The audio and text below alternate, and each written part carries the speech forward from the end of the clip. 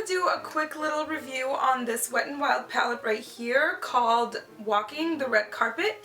And I posted a little picture on Instagram on this palette right here, and a lot of you were interested in it, so I just decided to go ahead and do a little quick review for you. So yeah, go ahead and stay tuned. Alright, so first thing first is the packaging. It comes in this little plastic case right here. It's not too, expensive or anything. It feels cheap, but the price of this palette is not expensive, so it's between $4 to $6 depending on where you get it. I got mine at Fred Meyer's and it was $4.99 I think. So, and I heard Walgreens carries this as well. So this is what the packaging is. It's mostly like all their color icon packaging with the 8 shadows, 4 on each side. So yeah, that's how it looks like. It does come with a little brushy like this, with a little sponge applicator and a brush.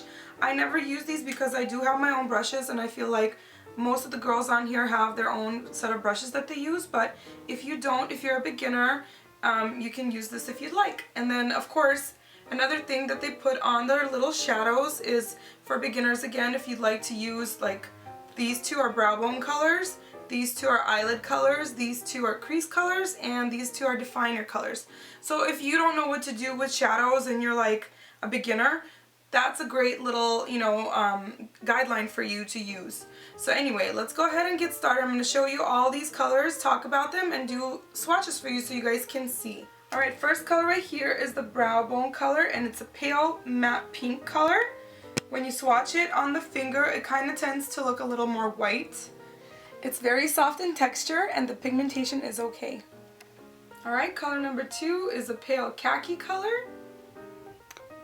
Alright, it's smooth in texture and the pigmentation is good. Alright, then the next one is a light shimmery brown taupe color. Alright, so this is like the least favorite color of mine in the palette because I feel like the pigmentation is lacking big time. Like, I have to swatch on my hand here. I have to get it at least a couple, like 4 times in a row for me to pick up color on my hand there.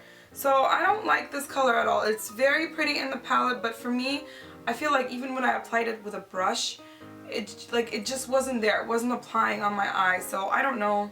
So I guess you can say that it is buildable, but I did it with a crease brush and it just did not work for me. Alright, this one is a dark cool toned brown. Alright, so this is a semi-matte with some bronze shimmer. And I feel like the texture is a bit dry, but the pigmentation is very good. Alright, let's go ahead and move on to the other side, and at the end of the video I'll talk about, the colors, not the colors. I'll talk about what I liked and what I didn't like about the palette.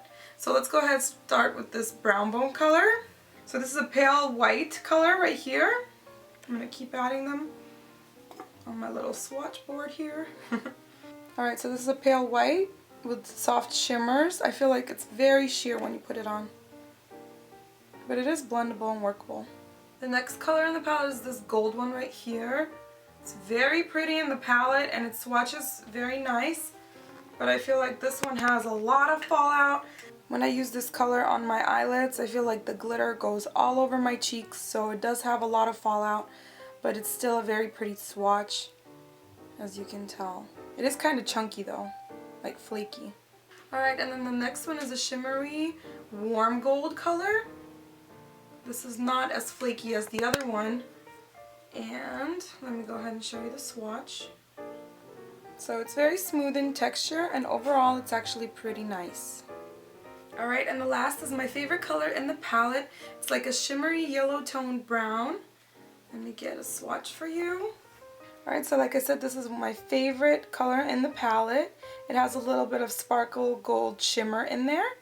It is a bit powdery, but the pigmentation is great and definitely one of the best colors in the whole palette. I love it. Alright, so here are all the swatches of the palette. Now these are swatched without a primer or anything like that. I almost forgot to mention that I am wearing this whole section of the palette on my eyes today, and I do like it. I was able to take most of the glitter off my face, just keep applying powder, and using a fluffy brush to take it off. So I do like it. And I did follow the instructions here by using the brow bone, the eyelid, the crease, and the definer. So I do like how it turned out.